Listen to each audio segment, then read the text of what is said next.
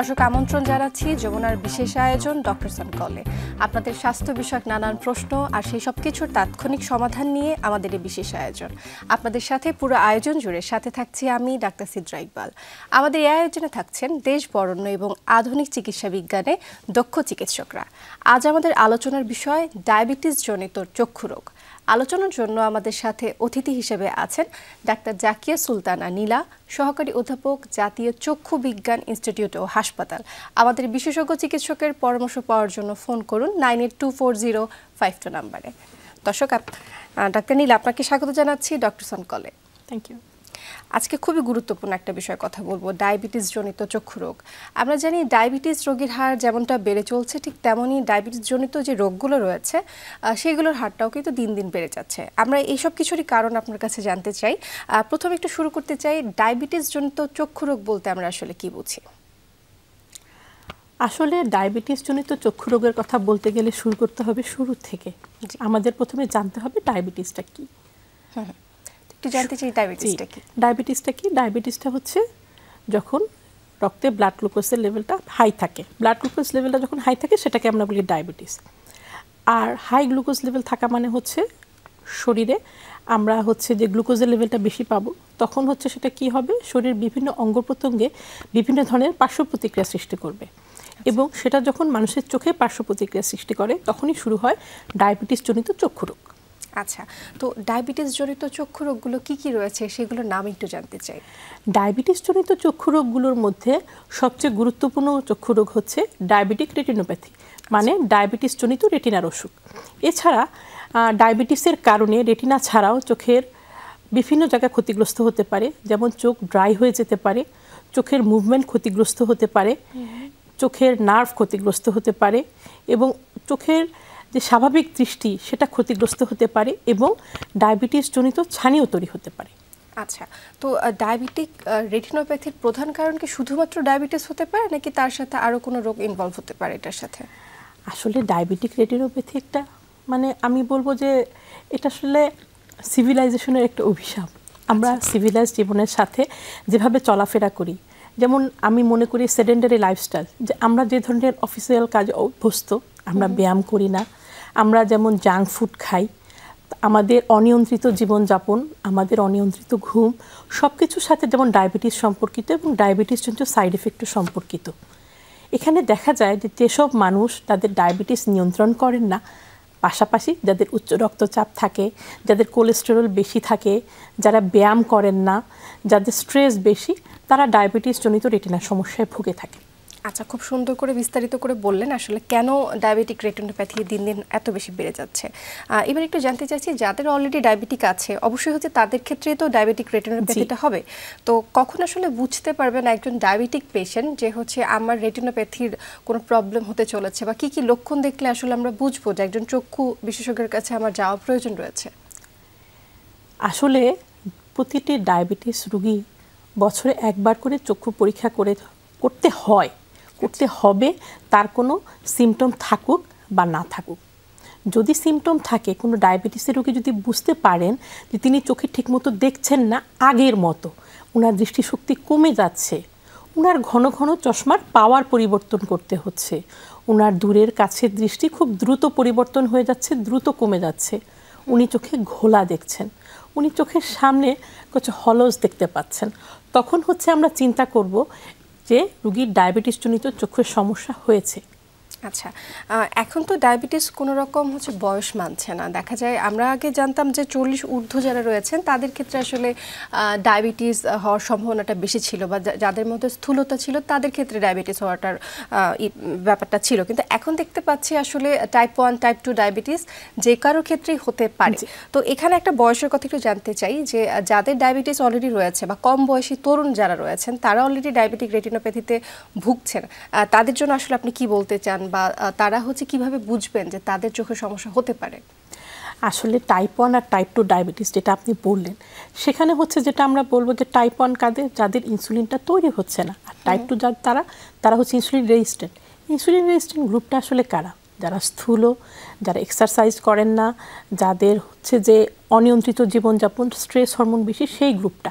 এক্ষেত্রে যেটা দেখা যায় যে একজন মানুষ টাইপ 2 ডায়াবেটিস 40 বছরের বেশি বয়সী একজন মানুষ যখন 15 বছরের বেশি সময় ডায়াবেটিসে ভোগেন তখনই এটা দেখা যায়। তবে মেডিকেল সায়েন্সে কোনো কিছুই অ্যাবসলিউট না। আমরা এমন রোগীও পেয়েছি যিনি চোখের দৃষ্টি স্বল্পতা নিয়ে আমাদের কাছে এসে ডায়াবেটিক পেশেন্ট হিসেবে শনাক্ত হয়েছেন।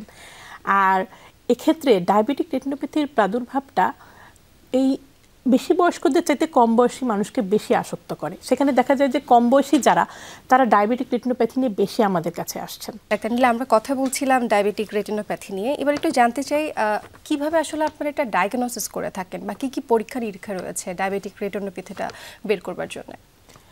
ডায়াবেটিক রেটিনোপ্যাথি আমরা শনাক্ত করি স্ক্রিনিংয়ের মাধ্যমে। বাংলাদেশে বর্তমানে মানুষ কিন্তু ডায়াবেটিস মেলাইটাস নিয়ে অনেক সচেতন। একজন মানুষ যখন ডায়াগনোসড হন উনি কিন্তু জানেন যে ওনাকে এখন কি করতে হবে এবং কিভাবে করতে হবে। এমনকি প্রত্যন্ত গ্রাম পর্যন্ত মানুষ কিন্তু ডায়াবেটিস নিয়ে অনেক বেশি সচেতন। তারা নিয়ম মানুক বা না মানুক, তারা জানেন যে তার কি হতে পারে। এক্ষেত্রে ওনারা হচ্ছে যে দেখা যায় যে ওনাদের একটা শিডিউল দেওয়া হয় বা ওনারা একটা শিডিউলের ভিতর দিয়ে যান। ওনারা মেডিসিন বিশেষজ্ঞ দেখান অথবা এন্ডোক্রাইন বিশেষজ্ঞ দেখান অথবা মেডিকেল কলেজ, সদর হাসপাতাল, সেখানে সংশ্লিষ্ট জায়গায় মেডিসিন বিশেষজ্ঞ দেখান। সেই বিশেষজ্ঞ চিকিৎসক বেসিক্যালি আমাদের কাছে রেফার করে থাকেন।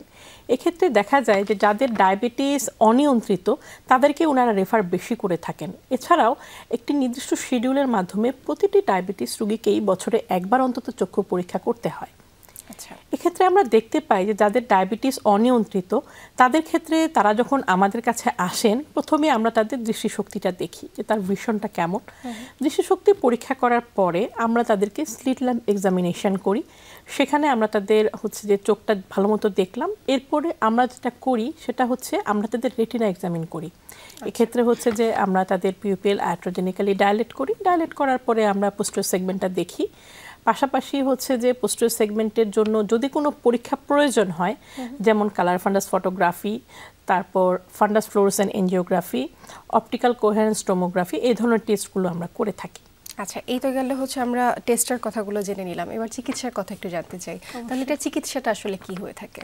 চিকিৎসার ক্ষেত্রে সব রোগীর চিকিৎসার প্রয়োজন হয় না। যাদের mild to moderate non proliferative diabetic retinopathy থাকে তাদের আমরা যেটা করি তাদের আমরা ফলো আপে রাখি। তাদের আমরা বলি যে মাইল্ড টু মডারেট থাকলে আমরা বলি যে হ্যাঁ আপনি 6 মাস পর পর আসবেন। আর যাদের সিভিয়ার থাকে তাদেরকে 3 মাসের মধ্যেই আমরা আসতে বলি যে আপনি 3 মাসের মধ্যেই আবার আসবেন। তাদেরকে আমরা রেগুলার ফলো আপ দিই। তারপর কারো যদি প্রলিফারেটিভ ডায়াবেটিক রেটিনোপ্যাথি হয়ে যায় তাকে তো 1 মাসের মধ্যেই আসতে হয়। ডাক্তার নীলা, আপনি এখানে দুইটা টার্ম ইউজ করলেন, প্রলিফারেটিভ এবং নন প্রলিফারেটিভ। আমি একটু জানতে চাচ্ছি এই দুটো আসলে কি?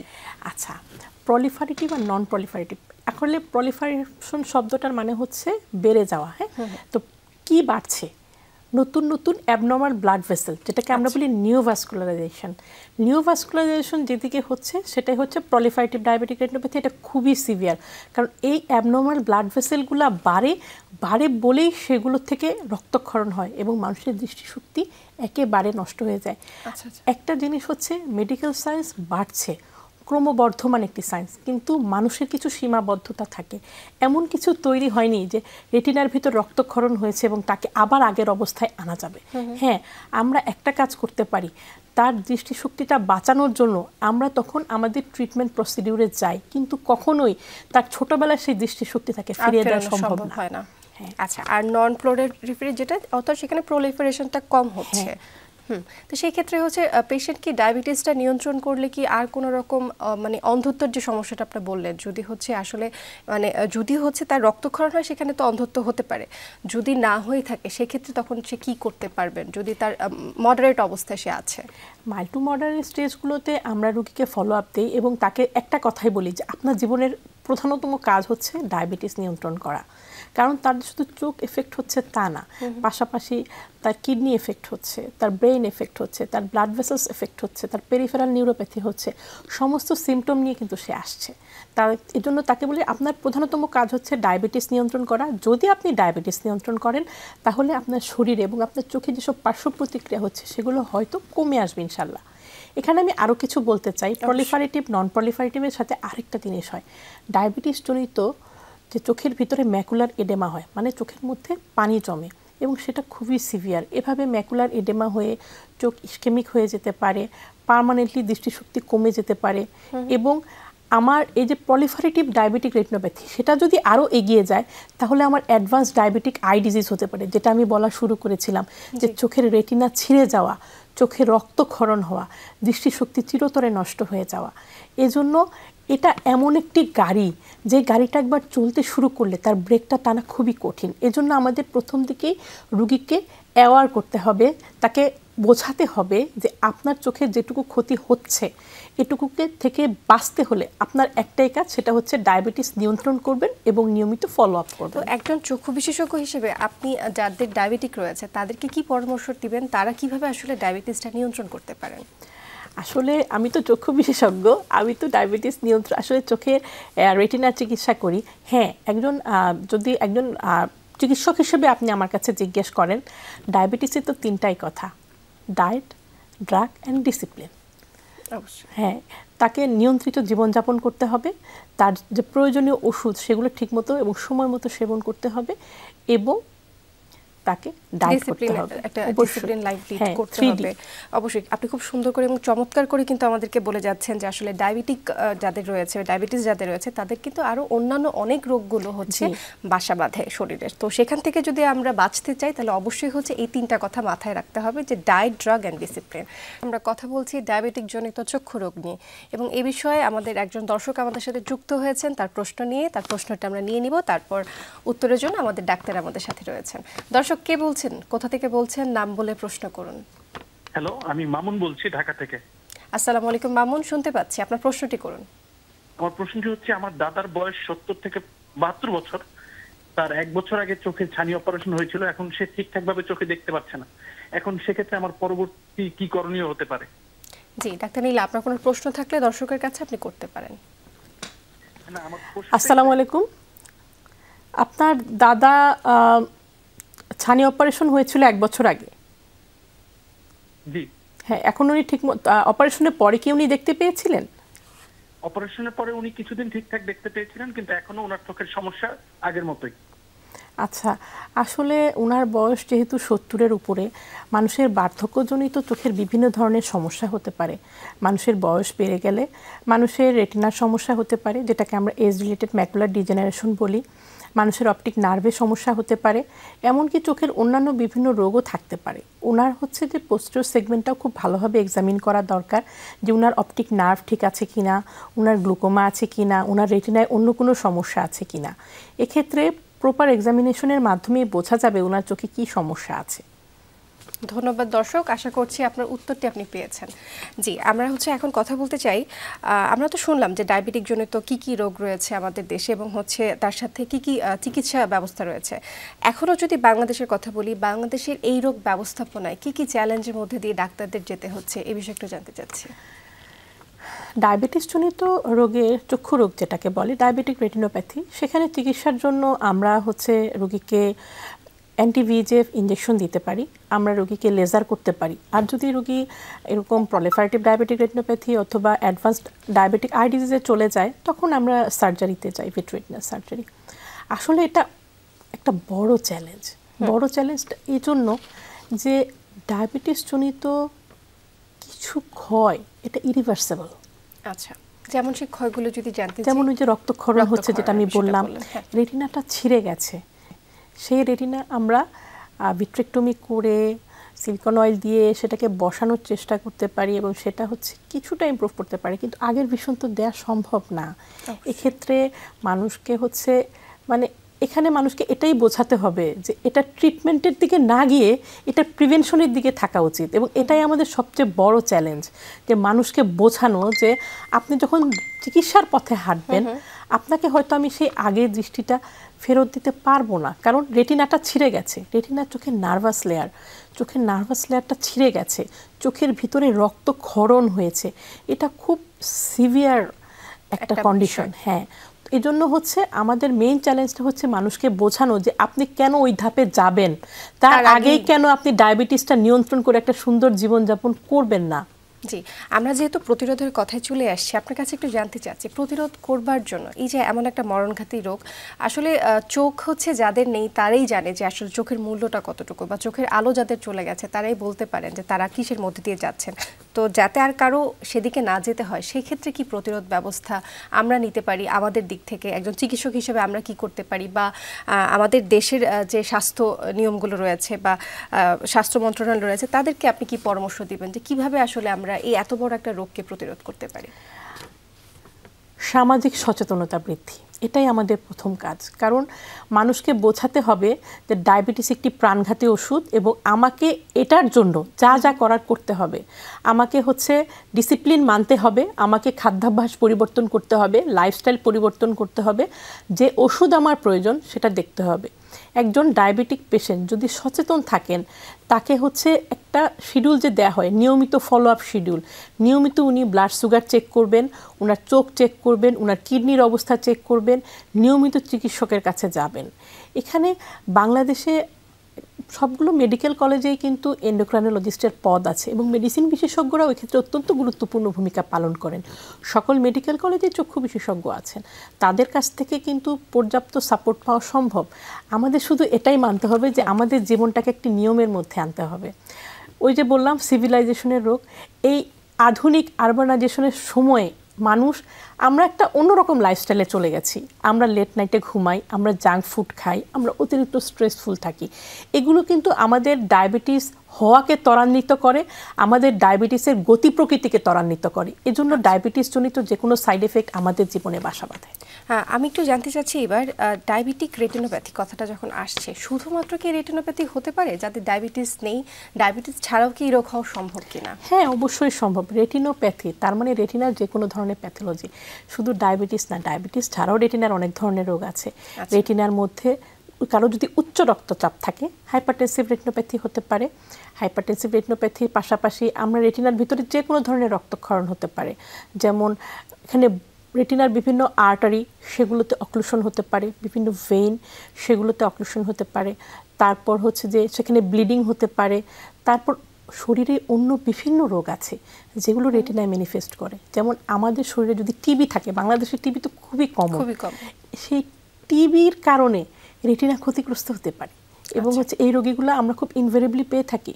এবং টিবির কারণে চোখের রেটিনা ক্ষতিগ্রস্ত হচ্ছে, রেটিনায় রক্তক্ষরণ হচ্ছে, দৃষ্টি কমে যাচ্ছে, এই রোগীগুলো আমরা অহরহ পাই। আচ্ছা, এবার একটু জানতে চাচ্ছি আমাদের শিশুদেরকে নিয়ে বা যারা কিশোর বয়সী রয়েছে তাদেরকে নিয়ে এবার একটু জানতে চাই, যেহেতু তাদের স্ক্রিন টাইম অর্থাৎ মোবাইলে আসক্তিটা অনেক বেশি। আপনি যেমনটা বললেন, আমরা কিন্তু এখন সিভিলাইজড হয়ে গিয়েছি এবং এই সিভিলাইজেশনটাই কিন্তু আমাদের জন্য এখন একটা হুমকি স্বরূপ আমাদের স্বাস্থ্যের জন্য।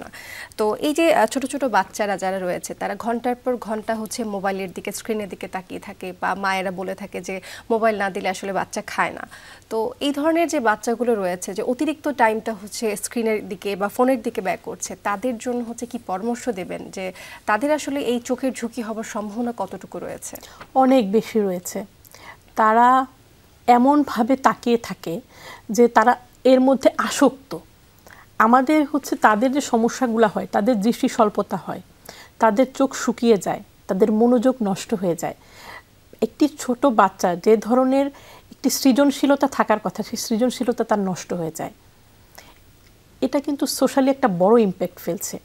এবং এই বাচ্চাদের যেটা হয়, একটি বাচ্চা যখন মায়োপিক থাকে, মানে দৃষ্টি স্বল্প থাকে তার, তখন সে যখন আরও মোবাইল দেখে আরও দৃষ্টি স্বল্পতায় ভোগে। এবং হাই মায়োপিয়ার কারণে কিন্তু চোখের রেটিনায় বিভিন্ন ধরনের সমস্যা হয়, চোখের রেটিনা ছিঁড়ে যেতে পারে এবং এই ধরনের সমস্যার রোগীও আমরা পেয়ে থাকি। একটি ছোট শিশুকে যে কোনো মূল্যে মোবাইল থেকে দূরে রেখে তাকে অন্যান্য সৃজনশীল কাজে উদ্বুদ্ধ করাটা কিন্তু আমাদের দায়িত্ব। খুবই গুরুত্বপূর্ণ একটা কথা বললেন যে আসলে শিশুদেরকে কিভাবে মোবাইল থেকে দূরে রাখা যায় এবং এটা আসলে তাদের স্বাস্থ্যের জন্য কতটুকু ক্ষতিকর সেটা ডাক্তার হিসেবে আমরা তো অবশ্যই জানি। সেই ক্ষেত্রে আমাদের যারা এই মুহূর্তে আমাদেরকে দেখছেন তাদেরকেও বলবো, চেষ্টা করুন, চেষ্টা করলে আসলে যে কোনো কিছুই সম্ভব। আপনি জাতীয় চক্ষু বিজ্ঞান ইনস্টিটিউটে রয়েছেন, আমি সেখানকার পরিস্থিতি একটু জানতে চাচ্ছি, সেখানকার চিকিৎসা ব্যবস্থা কতটুকু স্বয়ংসম্পূর্ণ রয়েছে?